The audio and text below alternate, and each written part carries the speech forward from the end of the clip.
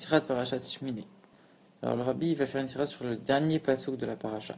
Le dernier pasuk de la paracha, il dit, donc après avoir énuméré tous les animaux cachers, ceux qui ne sont pas cachers, etc., la Torah elle dit c'est pour différencier entre le pur et l'impur, et entre l'animal que vous mangerez et celui que vous ne mangerez pas.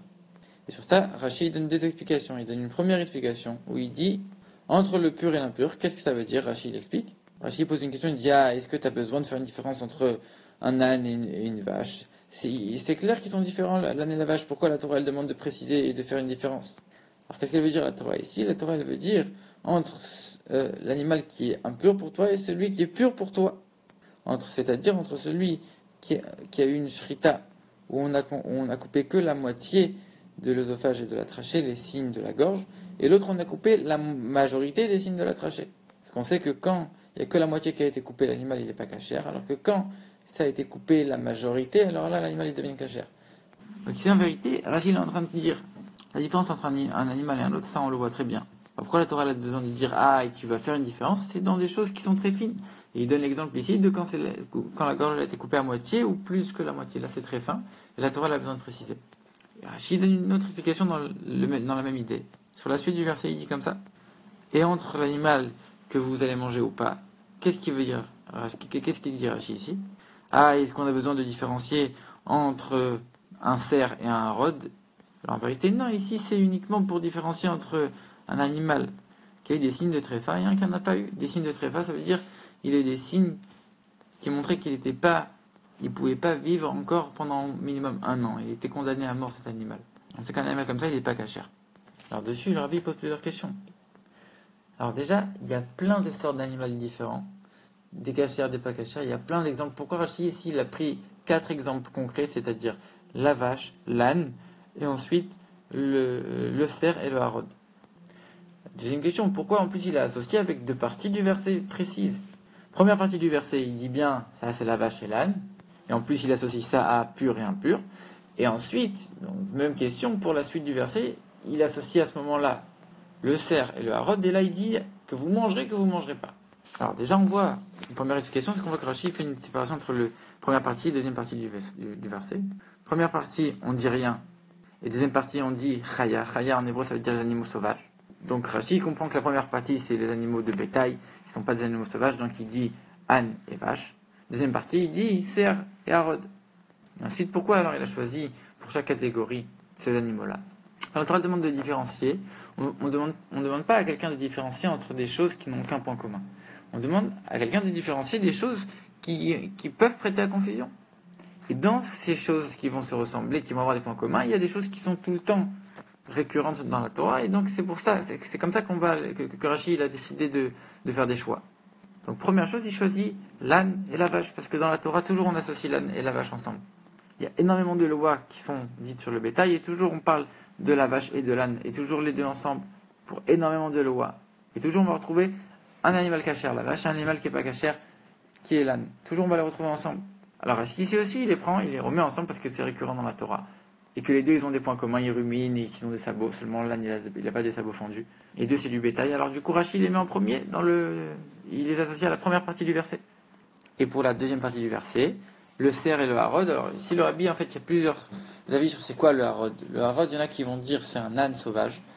Et le rabbi ici, il dit qu'il y a d'autres commentateurs qui disent que c'est un animal qui ressemble beaucoup au cerf et qui court très vite comme le cerf. Et donc du coup, ici, comme quand on parle des animaux sauvages dans la Torah, et qu'on parle des animaux cachères, toujours on parle du cerf. Et qu'à chaque fois, toujours le cerf on le mentionne, le cerf et le chevreuil.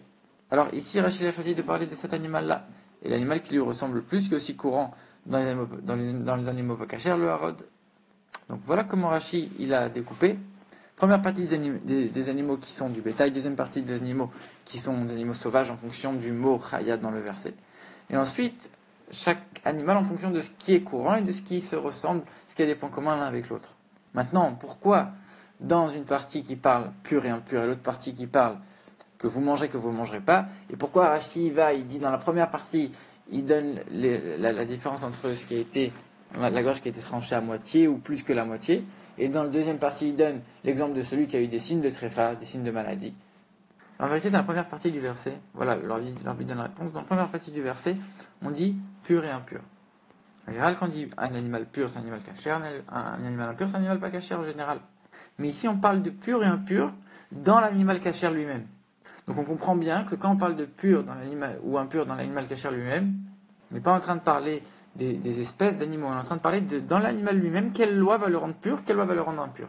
C'est ça que Rachid dit, celui qui est pur pour toi, ou celui qui est impur pour toi. En vérité, l'animal en soi, il est pur. Ça, on le sait très bien qu'il est pur. On est en train de parler d'un animal qui est caché de toute manière. Et seulement on est en train de dire la loi qui va le rendre pour toi impur à ce moment-là. Qu'est-ce qui va le rendre impur? Cet animal, il est pur en soi. Mais quelle action va faire en sorte qu'il va devenir impur pour toi à ce moment-là? Et c'est là que Rachid donne l'exemple. Il dit celui qui a eu la gorge tranchée, mais que à moitié et pas la majorité. À ce moment-là, il devient impur pour toi, il n'est pas cachère. Même si c'est un animal, une sorte d'animal qui est cachère, cet animal, il est impur pour toi à ce moment-là. Et comme on sait, le rabbi dit qu'en vérité, ça fait juste référence à une autre loi qui a été dite juste avant dans la paracha. On parle de l'impureté de toucher les carcasses des animaux. Soit les animaux qui sont morts naturellement, soit qui ont eu une shrita, qui ont été égorgés d'une manière qui n'était pas cachère, alors l'animal il devient impur. Et ça c'est une loi qu'on a vu qu'on voit dans la paracha juste avant. Et comme ici la première partie du verset elle dit pur et impur, alors forcément que Rachid est obligé de dire l'exemple de la shrita, l'égorgement qui rend impur. Ça veut dire l'égorgement qui est que à partir de la moitié, mais qui n'est pas de la majorité de la gorge. Alors que dans la deuxième partie du verset, on parle de quoi? On ne parle pas pur et impur, on dit celle que tu vas manger ou celle que tu vas pas manger. Donc on n'est pas en train de parler de pureté ou d'impureté, on est en train de parler de cachère ou pas cachère. Et là, Rachid donne un autre exemple, qui est l'exemple de celui qui a eu des signes de maladie, qui ne pouvait pas tenir encore en vie une année, donc lui il n'est pas cachère, il avait des signes de tréfa. Parce que ces signes-là, en vérité, ils ne rendent pas l'animal impur. Si par exemple un animal il avait ces signes-là de maladie, et pourtant il a eu la shrita, il a été égorgé d'une manière cachère, alors l'animal il n'est pas impur, il est juste pas cachère, juste tu peux pas le manger mais il n'est pas impur. Donc la première partie du verset qui parle des animaux purs et impurs, Rachid prend l'exemple de la shrita qui est pas cachère, qui rend l'animal impur, alors que dans la deuxième partie du verset qui parle des signes de maladie que l'animal il peut avoir, qui parle de l'animal que tu vas manger ou pas, Rachid là il parle des signes de maladie qui rendent l'animal pas cachère mais qui le rendent pas impur. Donc là on a compris pourquoi Rachid il a divisé en deux premières parties, le bétail, deuxième partie, les animaux sauvages. Première partie, il associe avec la shrita qui rend impur. Deuxième partie, avec les signes qui rendent pas cachère, mais qui rendent pas impur. Alors concrètement, c'est quoi l'enseignement pour nous? Qu'est-ce que le rabbi nous amène de ce rachis-là? Le rabbi dit qu'on sait qu'à chaque fois qu'il y a une paracha, toujours le nom de la paracha, il est lié, non seulement avec le début, avec le milieu, avec toute la fin, avec l'ensemble de toute la paracha, et que la fin de la paracha, elle doit exprimer spécifiquement une synthèse. Elle doit révéler l'idée de la paracha. Là, c'est la paracha de Shmini. C'est quoi le lien avec l'animal qui est pur et impur et que la différence, elle est très fine et que toi, tu dois distinguer s'il est pur ou impur. Alors, Shmini en hébreu, ça vient aussi du langage Shemen. Shemen, ça veut dire l'huile. En vérité, c'est toujours ce qui est bien, ce qui est le meilleur, c'est représenté par l'huile. Et le Shmini, donc on parle du 8e jour de l'inauguration du Mishkan, c'est le 8. Le 8 dans la Torah, c'est toujours un chiffre qui est au-dessus de tout. C'est le chiffre qui démontre toujours, qui dénote toujours le dépassement de soi, le dépassement des limites, le dépassement de la nature, comme on a déjà expliqué souvent dans ce groupe.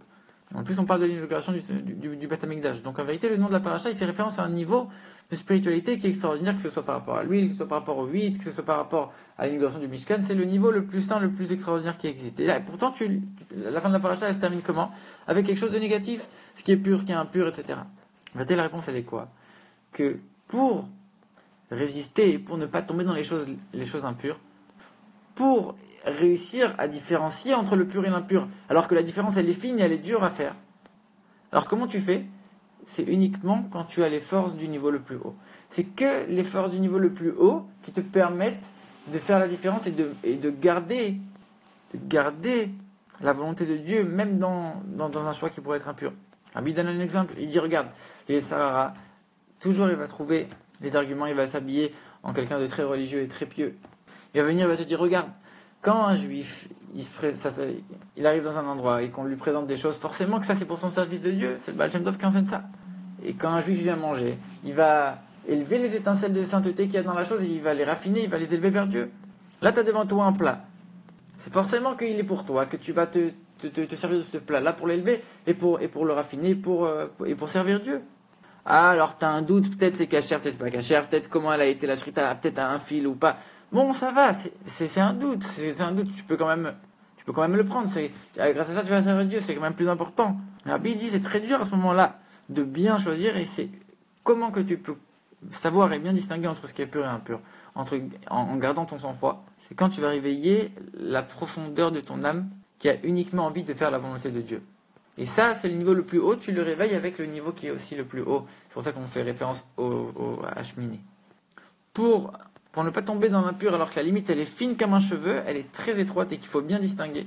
T'as besoin du niveau le plus haut. Et c'est que comme ça que tu peux résister aux tentations du Yetzer Hara et à te maintenir à ce même niveau. Et quand tu vas vraiment te maintenir et que tu vas tenir bon, alors à ce moment-là, la paracha d'après, elle vient qui Isha Kitazria, et Yalda Zahar. Comme on a déjà expliqué dans un autre cours, si tu veux, on expliquera une autre fois, que ça fait référence à la Géoula de Mashiach, que quand tu vas tenir le niveau le plus haut, qu'est-ce qui vient après tout de suite, la différence avec Mashiach.